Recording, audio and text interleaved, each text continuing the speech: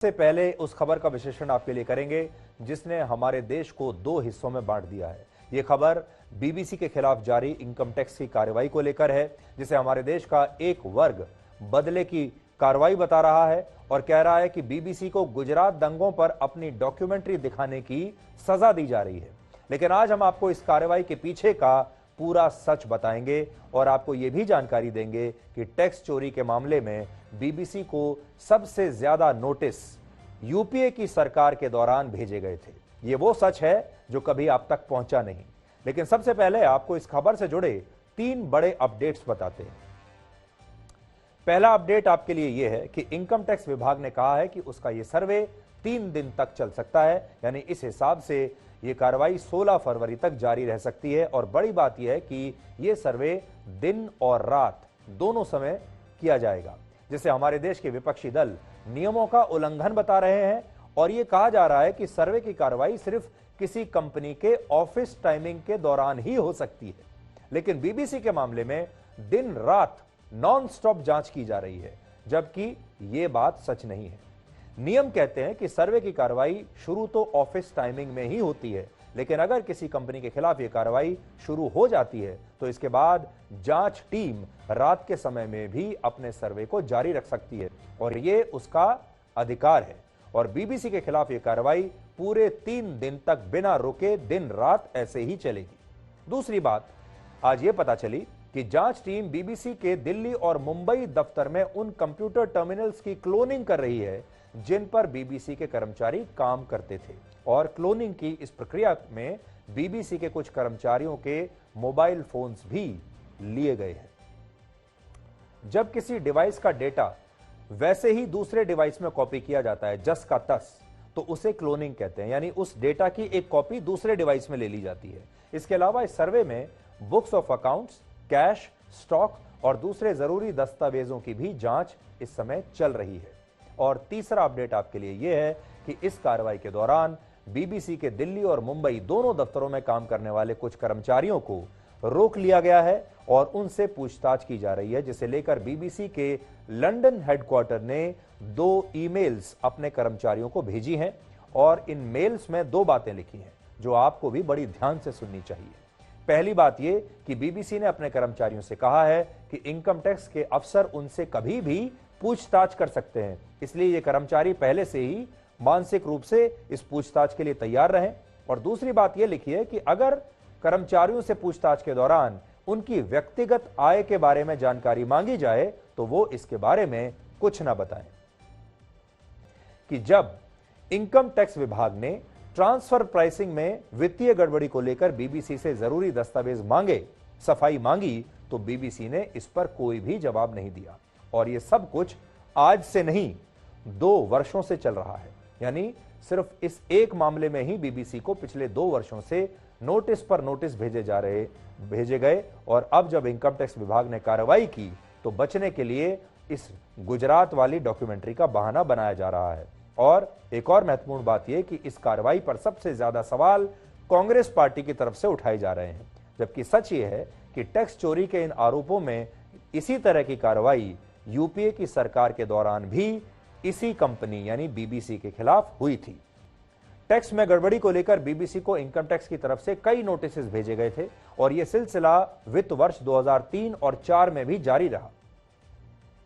इसके बाद 2004 और 2005 में बीबीसी को कोई नोटिस नहीं भेजा गया, लेकिन 2006, 2007, 2008 और 2009 में लगातार बीबीसी को टैक्स चोरी और ट्रांसफर प्राइसिंग में गड़बड़ी के लिए सरकार द्वारा, इनकम टैक्स विभाग द्वारा कई नोटिस भेजे गए। और यह सब कुछ यूपीए की सरकार के दौरान हो रहा था, यानी यूपीए की सरकार के दौरान भी बीबीसी को लगातार 4 वर्षों तक टैक्स चोरी के लिए इनकम टैक्स विभाग ने नोटिस भेजे। तब प्रधानमंत्री थे डॉक्टर मनमोहन सिंह। लेकिन विडंबना देखिए कि आज वही कांग्रेस पार्टी इनकम टैक्स विभाग पर सवाल उठा रही है। उदाहरण के लिए 24 मार्च 2006 को इनकम टैक्स ने एक असेसमेंट ऑर्डर जारी किया था, जिसमें यह बताया गया कि बीबीसी इंडिया ने जितना टैक्स चुकाया वो उसके रेवेन्यू के हिसाब से बहुत कम था, यानी बीबीसी ने पैसा ज्यादा कमाया और टैक्स बहुत कम दिया और ये एक तरह से टैक्स चोरी का मामला बनता था। बड़ी बात यह है कि 2006 में ही बीबीसी पर यह आरोप लगा कि वो टैक्स बचाने के लिए अलग अलग तरीके अपना रहा है। जैसे बीबीसी ने उस समय भारत में एक डिस्ट्रीब्यूशन रेवेन्यू शुरू किया, जिसके तहत जितने बड़े बड़े होटल्स और अलग अलग इंस्टीट्यूशंस थे उनमें बीबीसी चैनल दिखाया जाता था और इसके बदले में इन होटल्स से एक फीस ली जाती थी जिसे बीबीसी लेता था। लेकिन इनकम टैक्स ने बाद में यह पाया कि इस बिजनेस मॉडल से बीबीसी ने जो भी पैसा कमाया उस पर उन्होंने टैक्स नहीं भरा और ये यूपीए की सरकार के दौरान ही हुआ। इसके अलावा बीबीसी ने उस समय यह भी तर्क दिया कि जब बीबीसी वर्ल्ड भारत सरकार को कुछ सेवाओं पर टैक्स चुका रहा है तो उससे टैक्स मांगा जा सकता है। तो उन्होंने भी अलग अलग कंपनियां बना ली। बीबीसी वर्ल्ड अगर टैक्स चुका रहा है तो हमसे क्यों मांग रहे हैं, ये तर्क दिए जा रहे थे।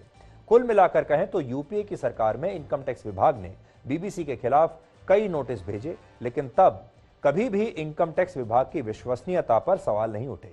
लेकिन आज इसी पर विवाद हो रहा है और दुर्भाग्यपूर्ण यह है कि हमारे देश के विपक्षी नेताओं को आज बीबीसी जैसी विदेशी संस्था पर तो पूरा विश्वास है, लेकिन उन्हें अपने देश की जांच एजेंसियों और अपने सरकारी अफसरों पर बिल्कुल भी भरोसा नहीं है।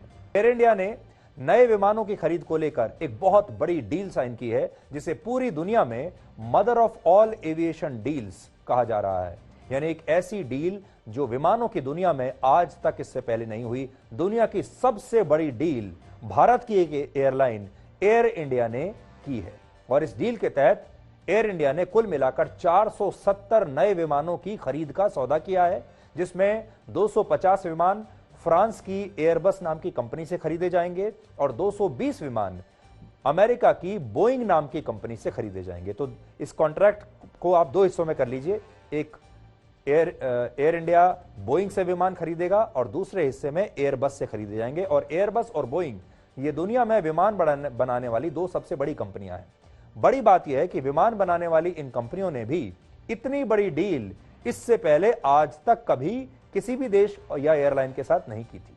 तो इनके लिए भी बहुत बड़ी बात है और इसीलिए इस डील को विमानों की दुनिया की सबसे बड़ी डील कहा जा रहा है। और सोचिए, हर भारतीय के लिए गर्व की बात है कि आज भारत की एक एयरलाइन पूरी दुनिया की सबसे बड़ी डील साइन कर रही है।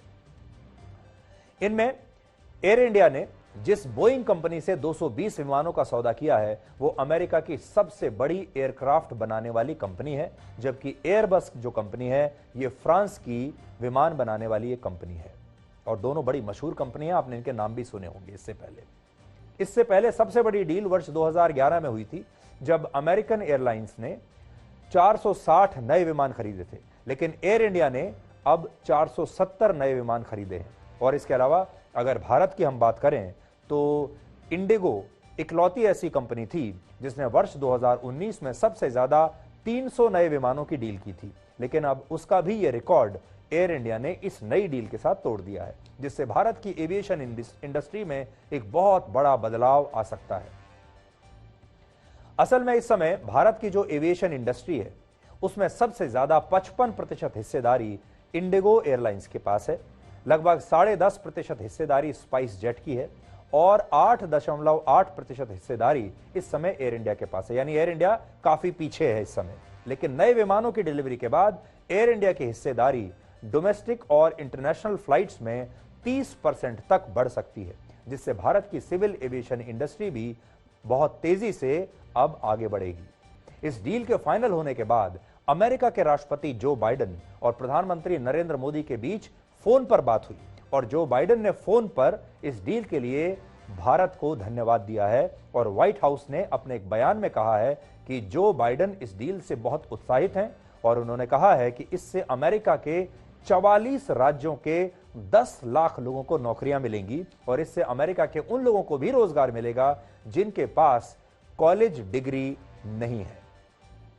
वर्ष 2000 में भारत की एयरलाइंस के पास सिर्फ 225 विमान थे, लेकिन मई 2021 तक इनकी संख्या 712 तक पहुंच गई। और बड़ी बात यह है कि 2014 से पहले हमारे देश में सिर्फ 74 एयरपोर्ट्स थे, लेकिन अब हमारे देश में एयरपोर्ट्स की संख्या हो गई है 147। सोचिए, मोदी सरकार में देश में एयरपोर्ट्स लगभग दुगने हो गए। इसलिए हमें लगता है कि एक ऐसी डील है जिसकी कभी कल्पना भी नहीं की गई थी और किसी ने इसके बारे में सोचा तक नहीं। और आज इस डील ने भारत के 140 करोड़ लोगों को गौरवान्वित किया है। एक गंभीर खबर है, हमारे देश में हिंदुओं के खिलाफ होने वाली हिंसा को मामूली अपराध क्यों समझा जाता है? झारखंड के पलामू में महाशिवरात्रि के मौके पर एक स्वागत द्वार बनाने को लेकर एक विवाद इतना बढ़ गया कि इलाके के मुसलमानों ने मस्जिद से ही पत्थरबाजी शुरू कर दी, जिससे तनाव इतना बढ़ा कि इस इलाके में धारा 144 लगानी पड़ी। इन लोगों का कहना था कि ये एक मुस्लिम इलाका है जहां कुछ हिंदू मस्जिद के आसपास अपना एक स्वागत द्वार बना रहे थे। आज आपको हम ये बताएंगे कि जब भारत का संविधान सभी इलाकों को धर्मनिरपेक्ष मानता है, सभी इलाकों में एक ही संविधान चलता है, एक ही कानून चलता है, हर धर्म पर एक ही कानून है, तो फिर देश में ये मुस्लिम इलाके किसने बनाए हैं?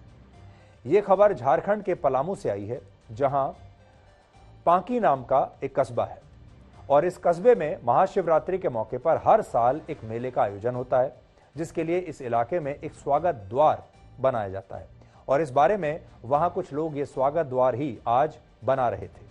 लेकिन इसी दौरान इलाके के कुछ मुसलमानों ने इस पर आपत्ति जताई और उनसे कहा कि स्वागत द्वार के पास में ही एक मस्जिद है, इसलिए इस द्वार को वहां बनाने की इजाजत नहीं दी जा सकती। हिंदुओं का स्वागत द्वार मस्जिद के पास नहीं बनेगा और इसके बाद दोनों पक्षों के बीच विवाद बढ़ता चला गया। आरोप है कि इस दौरान मस्जिद के अंदर मौजूद लोगों ने पत्थरबाजी शुरू कर दी, जिससे यहां हिंसा भड़क गई।